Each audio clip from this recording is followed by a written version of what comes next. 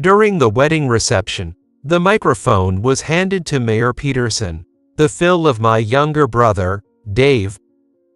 I'm extremely happy that my beloved daughter is marrying a dependable man. Mayor Peterson began with such words, but his expression didn't seem bright at all. As I was wondering about it, the topic suddenly shifted to me. I suppose everyone will find out eventually, so I'll tell you now. It's about Dave's older brother. He's a high school graduate. With Mayor Peterson's sudden declaration, the atmosphere in the hall changed dramatically. People started glancing my way, and their stares stung. You all must be wondering if it's okay to become relatives with such a man. I feel the same way. A high school graduate is a disgrace to the family. His words, spoken through the microphone, echoed in my mind. I had been mocked about my educational background before, but this was the first time I had been humiliated in front of so many people. Moreover, this rejection was coming from someone who was about to become my relative. I wanted to leave the venue as soon as possible. I wanted to hide where no one could see me. However, it wouldn't be acceptable for the main family member of the wedding to disappear midway. As I was hanging my head, I noticed some commotion in the front. When I looked up, Dave had stood up and taken the microphone from Mayor Peterson. Just then, Mayor Peterson's body began to tremble. My name is Mark Walker. I'm in my 30s and work in a local construction business. It's a well-known company locally, and I hold a respectable position, so I often receive envy from others. However, I was never particularly outstanding from the start. Rather, I managed to climb up here despite growing up in a less fortunate environment. That's because I grew up in a single-parent family, and we lived a pared-down life, which was not conducive to focusing on studies. During my elementary school days, I lived with my mother and younger brother, Dave. Our mother worked from morning till night. Therefore, in the mornings, we would get ready ourselves, use after-school care, and then return home. To stave off hunger, we would nibble on small pieces of bread, or when there wasn't even that much food available, we'd distract ourselves with whatever play we could find to manage our hunger. I was neither good at studies nor sports, and I wasn't the kind of elementary student who had a dream for the future. But Dave was different. He excelled academically and was also good at sports. He always performed well in sports festivals, and he was always top of his class in marathon competitions. I want to become a police officer and make our community a safe place. I felt proud of my brother as he presented in front of the entire school. As we became high school students, as the years progressed, we inevitably came to a time when we had to realistically consider our futures.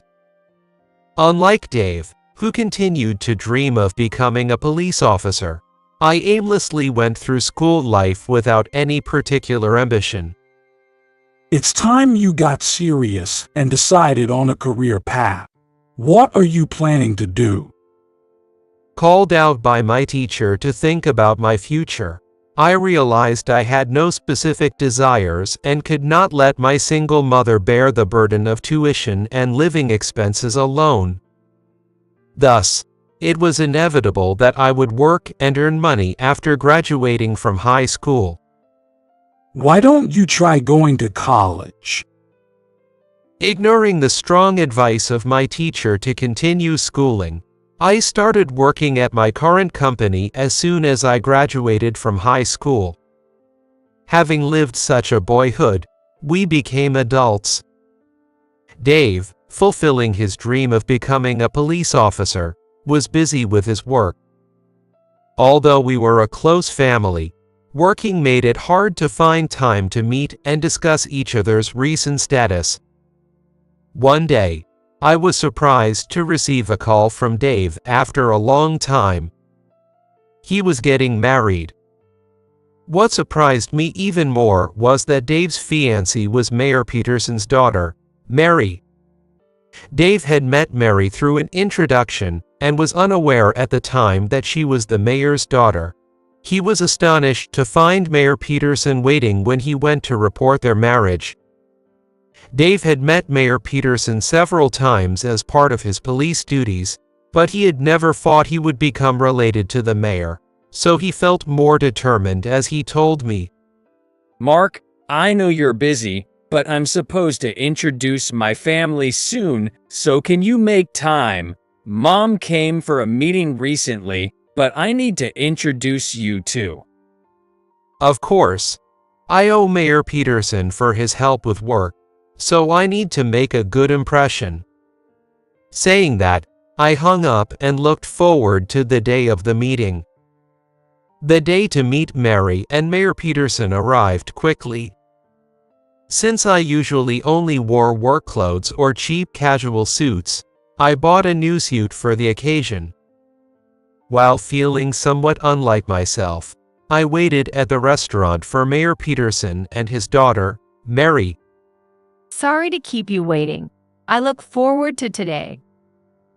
Mayor Peterson, a familiar figure from the neighborhood newsletter and local news, entered the private room together with Mary. Dave and I stood up to greet them. "Thank you for having us. I'm Mark, Dave's older brother. Nice to meet you." As I introduced myself, Mary returned the greeting with a smile.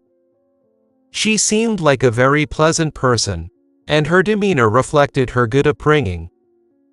Mayor Peterson appeared different than how he seemed on TV. On TV, he was amiable, communicating well with the townspeople, and receiving good responses, but since entering the room, he had his arms crossed. Even while waiting for drinks, he remained silent, not uttering a single word. Feeling concerned about Mayor Peterson's demeanor, I initiated conversation. "Thank you for making time in your busy schedule, Mayor Peterson." As the bottled beer and glasses were served, I spoke up while pouring drinks. Then Mayor Peterson looked at me sternly and said in a cold voice, I was intending this to be private time. Please refrain from calling me mayor today. Taken aback by his tone, I quickly apologized. Certainly, being a mayor in this small town, he must always put on a good face and hardly has a moment of peace. Being recognized everywhere and unable to act carelessly might be somewhat like being a celebrity. Understanding this, I felt I could empathize with Mayor Peterson's feelings. "I apologize for making you uncomfortable. I lacked consideration." Mayor Peterson snorted and took a swig of his beer provocatively. The dinner started on an awkward note, but being a famous high-end place, the food was delicious, and both Dave and Mary helped keep the conversation going smoothly. The atmosphere became awkward again when Mary asked me, Could you tell us more about yourself, Mark? I'm very interested in your past too. Which university did you graduate from? Mayor Peterson asked with a deep frown, making it hard for me to meet his eyes. Talking about my educational background is something I struggle with the most. It had hardly ever come up since I was in my 30s, but being asked about it still made me uneasy. I tried to respond confidently to Mayor Peterson's question. Actually, I started working right after graduating from high school to help my mother, who was always working. Working in construction isn't easy, but I managed to earn enough to give my mother some relief. Given those circumstances, I didn't even attend college, let alone graduate. Fearing my response sounded like an excuse, my tone faltered midway. I have lived my life as best I could, and I have no regrets about my life. But if asked whether I have something to boast about, I don't. My timid demeanor must have been apparent to Mayor Peterson. Looking down on me, he scoffed and said, I had heard as a joke that you were a high school graduate, but I didn't think it was true. You've probably lived a cowering life without much effort. Or perhaps you're expecting financial support from us now. Stunned by his harsh words, I was at a loss for words. While it may not be a praiseworthy background, I'm not living in a cowering manner, nor do I intend to rely on anyone. On the contrary, I'm tasked with managing construction sites and am involved in significant projects for the town at my current job. Mary seemed to feel the discomfort too and spoke out against Mayor Peterson. Dad, isn't that a bit much? Besides, Mark has been fulfilling his duties in society, and focusing on educational background is an outdated way of thinking. Although Dave did not nod in agreement, his expression clearly showed he agreed with Mary's farts. Mayor Peterson, not looking convinced, then spoke to Mary. Keep quiet, you. Then he faced me again. As you know, I am the mayor of this town. While people will be happy about my daughter getting married, they do care about who she marries. There will always be those who start digging into the other party's family background. I understand what Mayor Peterson means. Thinking about the people around me, if someone gets married in such a small town, rumors and gossip will quickly spread. If it involves the mayor's daughter, one can only imagine how much scrutiny there will be. Finding out that a close relative dropped out of high school would certainly not sit well with Mayor Peterson. The more I talked, the more pathetic I felt about myself. In that moment, Mayor Peterson threw an unbelievable comment my way. Dave is the man my daughter loved, and being a police officer is certainly trustworthy. But what about you? Mayor Peterson sighed and continued with a look of disgust.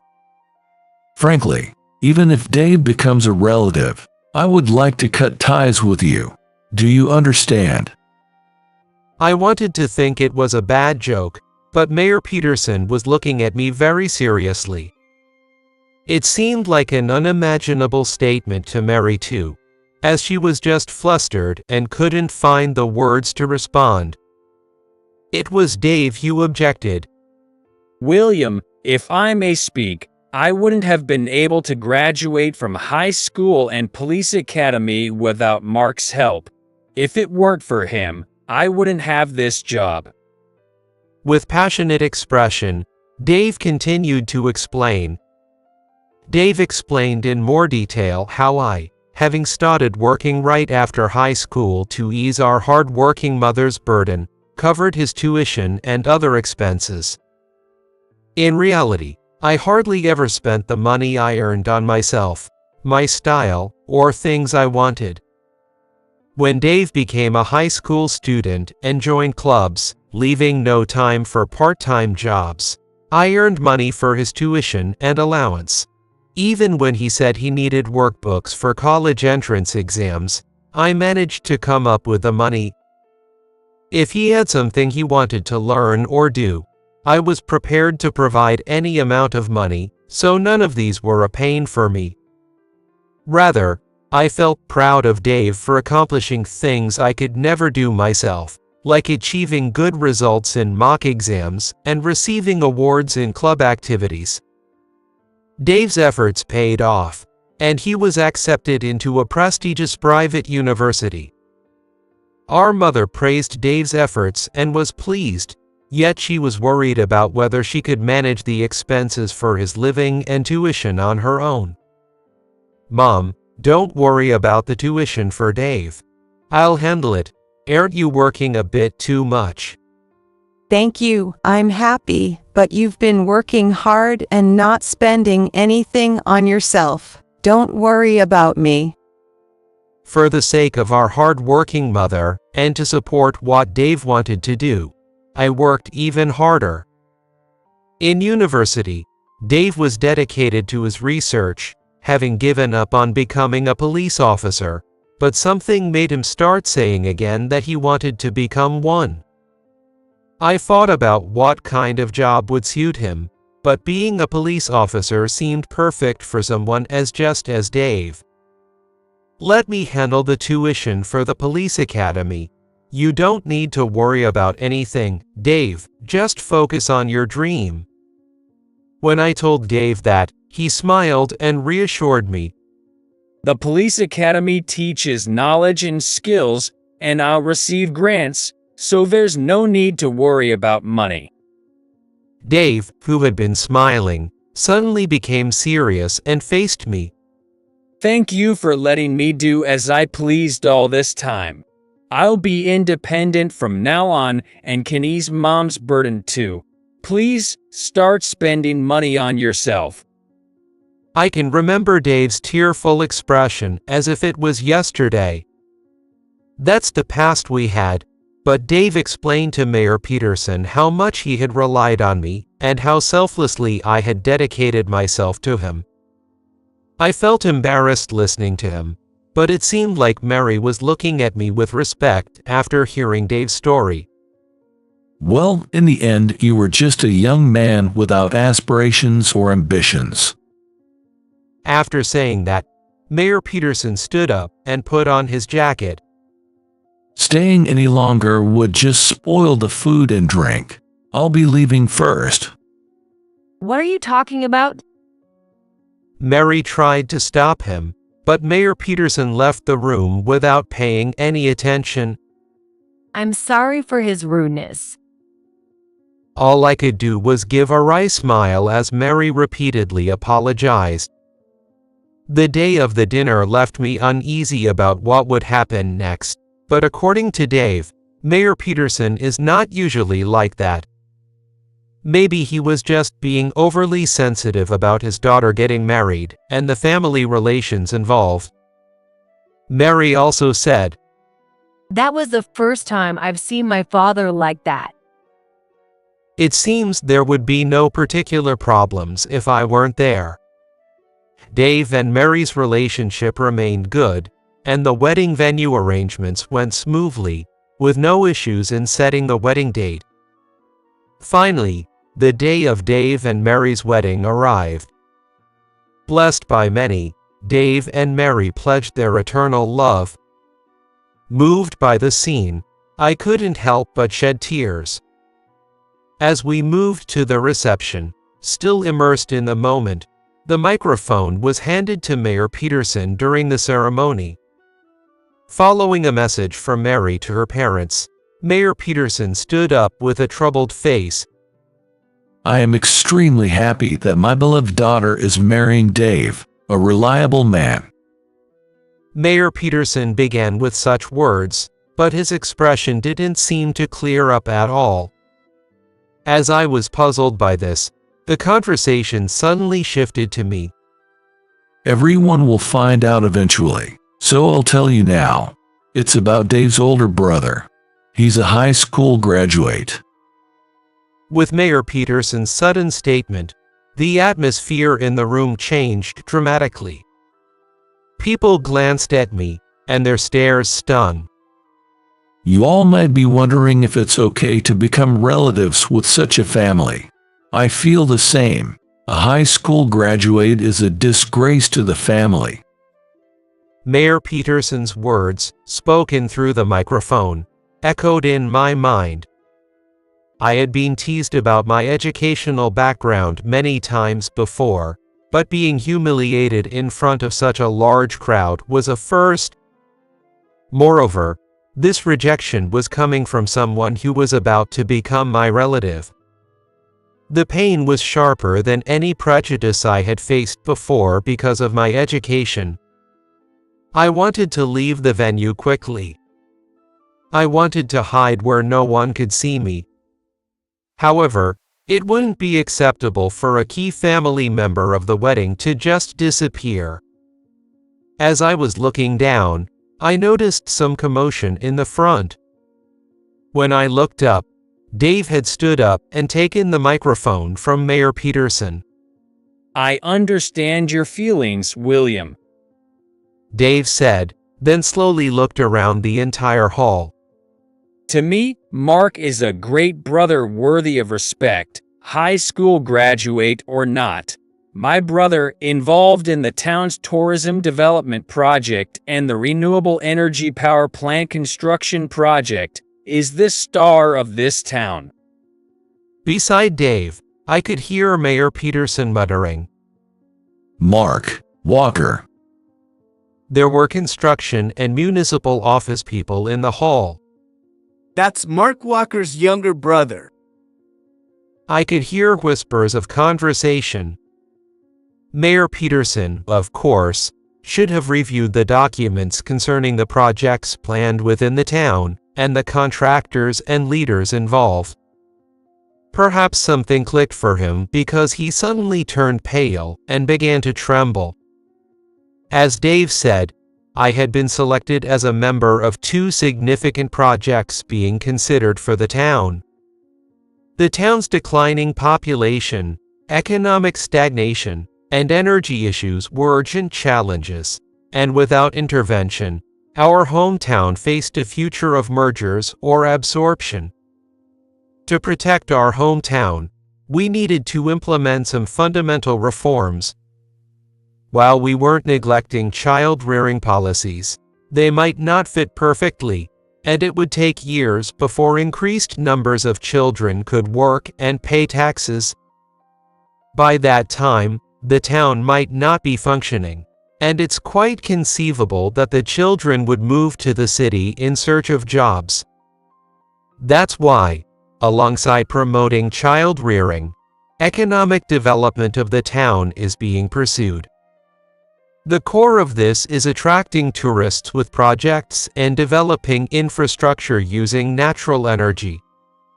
Creating attractive tourist spots in the town could bring in visitors from outside the county who would spend money and help the economy, and they might even consider moving here if they liked it.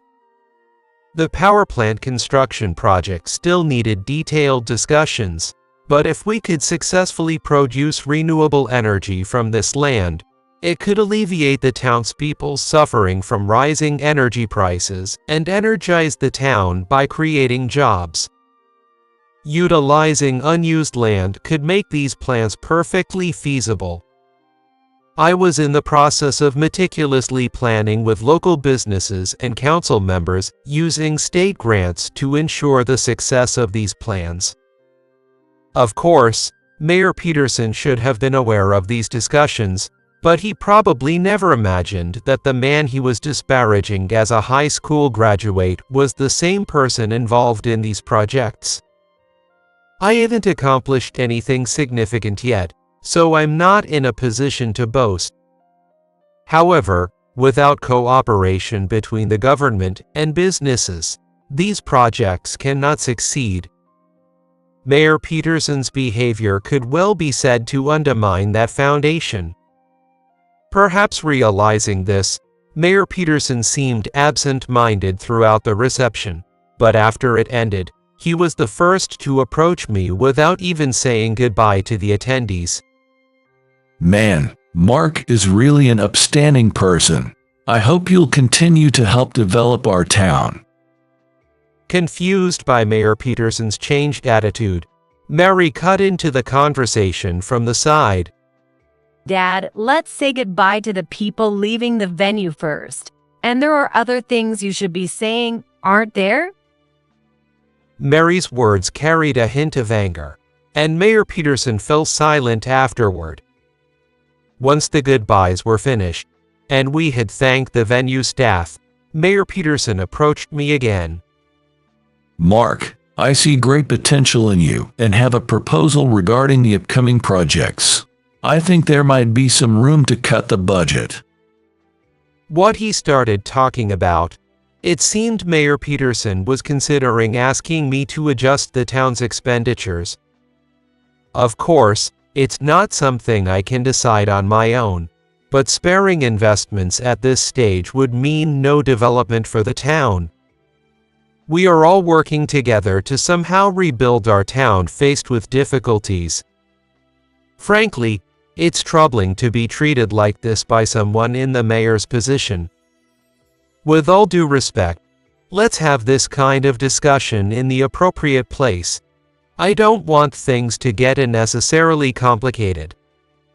I wanted to end the conversation, but Mayor Peterson was not backing down easily. Even so, there's an election coming up, and political issues are involved. I want to improve the town's financial situation and leave a legacy for the next election. His self-centered way of speaking left me speechless. As I was pondering what to do, Mary hurried over. I heard everything. It's rude to suddenly change your tune and start negotiating like this. First, you should apologize for the disrespect shown so far. Mayor Peterson shrunk as if he was being scolded by a teacher. Come on. Prompted by Mary, Mayor Peterson faced me. I'm sorry. Your voice is too quiet, and those words aren't going to be enough for forgiveness. It was almost like a real teacher-student interaction.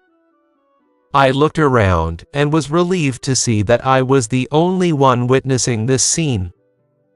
If someone else had seen it, the mayor's dignity would be completely undermined. It's okay. I'm not taking it too seriously, and after all, I haven't achieved anything yet, so let's work together from here on. When I said that, Mayor Peterson seemed relieved.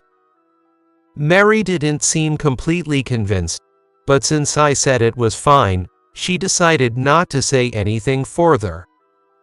Mary apologized to me and then left. A few days after the wedding, I was sitting across from Mayor Peterson at the old restaurant. I wanted to apologize formally today and took the time.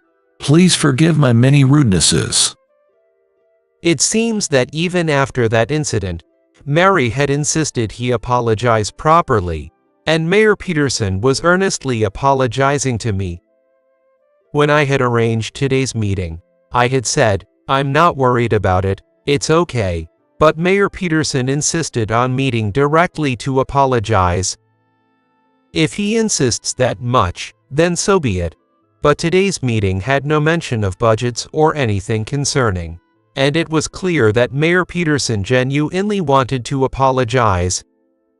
Thinking that from now on he'll deal with me as an individual beyond educational background makes me feel somewhat relieved. A few months have passed. The project planning is progressing steadily, but the president calls me frequently to ask about progress.